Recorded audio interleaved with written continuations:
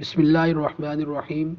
حضور اقدس صلی اللہ علیہ وسلم کا صحابہ کرام رضی اللہ عنہ مجمعین سے دو شخصوں کے بارے میں سوال۔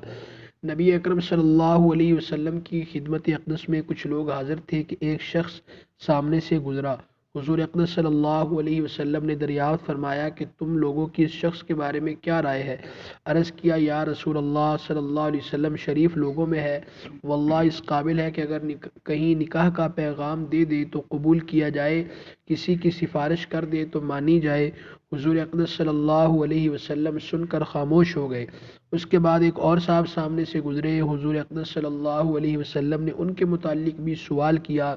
لوگوں نے کہا یا رسول اللہ صلی اللہ علیہ وسلم، ایک مسلمان فقیر ہے، کہیں منگنی کرے تو بیاہ نہ جائے، کہیں سفارش کرے تو قبول نہ ہو، بات کرے تو کوئی متوجہ نہ ہو۔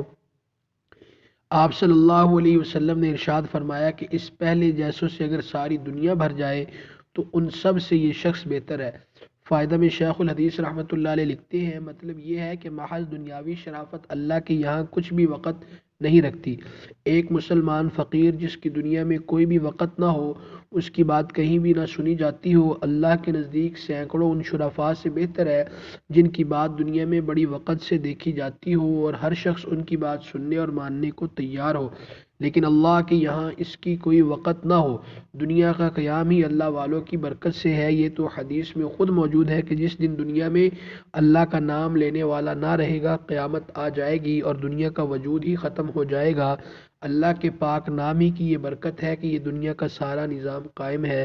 اللہ ہمیں اللہ والوں کی قدردانی نصیب فرمائے اور اللہ والوں سے خوب استفادہ حاصل کرنے کی توفیق عطا فرمائے۔